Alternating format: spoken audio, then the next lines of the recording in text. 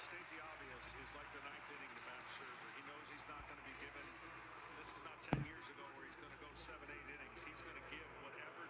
John Schneider just deems him long enough, and that is, as long as he doesn't give him a reason to take him out early, he'll be in there as long as possible. Off we go in Game 7. The fastball upstairs on Ohtani.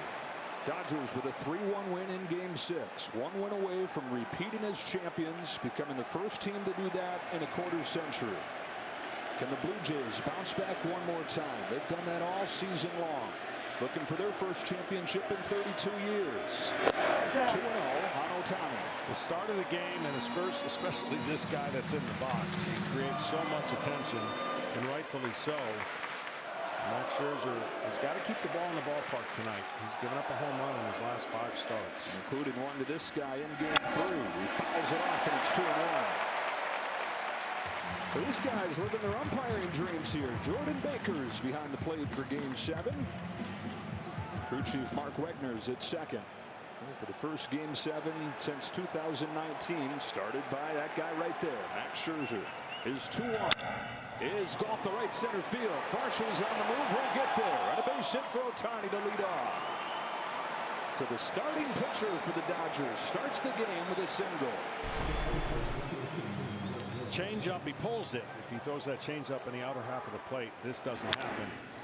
But he kept it in the park. So the Dodgers offense still hasn't done a lot, but the fact that they won last night's game and got Mookie Betts to get a big hit gives them some momentum in this game. They did just enough yesterday. 3 runs, all of them coming in the 3rd inning, and it was this guy right here, Will Smith, who got him on the board with a double. Smith doesn't have many hits in this postseason, but he's made the most of the ones that he's gotten. The game-winning home run in Game 2 of the World Series, and the go-ahead double yesterday.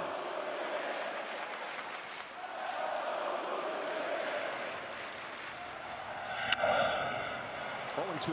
Yeah, the curveball that he throws, Max does, is a good pitch after a high fastball.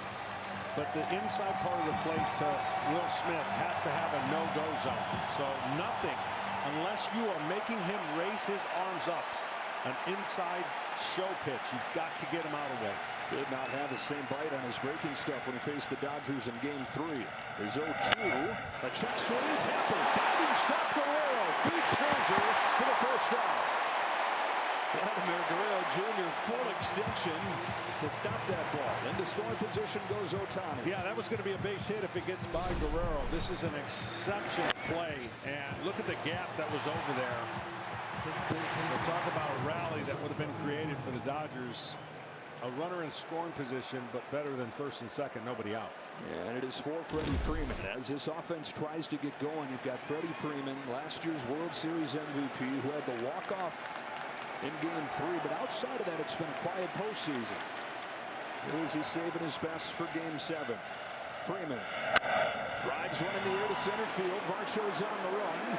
He's got it spotted. The edge of the track. 2 out. Ohtani tags, advances for 3rd. Varshall throws late. I personally always liked it when my outfielder signaled to me that he had the ball. You know, like, I got it with my arm, my hand up, I got it. Because as a pitcher, you know when the ball's hit, whether it's got a chance or not. But it's a lot more refreshing when your center fielder or your outfielders as long as you don't see the back of their jerseys. Yeah, you always knew Andrew had it, though. Yeah, that's for sure. Here is Mookie Betts. Game-winning hit yesterday. Weight of the world lifted off his shoulders.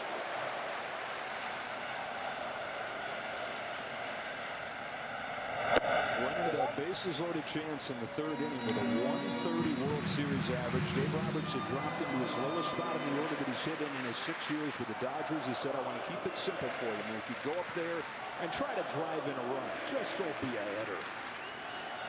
Now 1-0 from Scherzer. Bounces one towards the middle. Jimenez is there, and Max Scherzer throws a scoreless first.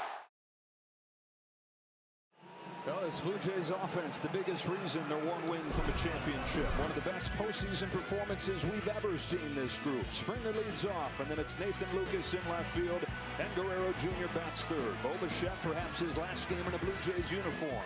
Addison Barger has hit .470 in this fall classic. He's got Varsho, Clement, and Andres Jimenez to round things out.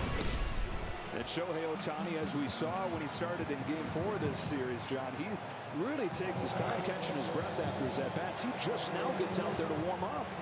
Yeah, I think for some reason they're going to give him a little extra time. But yeah, leading off, man on third, he had to get out there. This is his first warm-up pitch, and we're ready to play. So that's pretty amazing and pretty late. But this guy, with all the pitches he has, the thing I'm going to be looking for in the early part is his RPMs. Is he going all out on every pitch, or is he going to still pitch? The hardest thing about a Game 7, you forget sometimes you still have to pitch, and he's a pitcher. Well, he's never had fewer than 5 days rest after a full start. He pitched on Tuesday, so this is 3 days rest, by far the shortest amount of time that he's made a start with. And we asked Dave Roberts, okay, what does that mean for tonight? And Dave said, I don't put anything past this guy. There are no limits. I'm going to sit back and watch him go. Well, he's going to be facing a pretty aggressive lineup, I would think. And this is the games that he has played on the year, the appearances at the plate, and the innings pitched on the mound. And all of those may go up next year, by the way. And you just don't bet against him. I mean, you hear that he's going to pitch this game, and it's like, okay, could be 3 or 4 innings, and then you're like, wait a minute. Let's think about who we're dealing with here. This is a guy who has made a career, made a lifetime out of setting goals, aiming higher than anybody's ever thought to aim, and turning the impossible into the possible.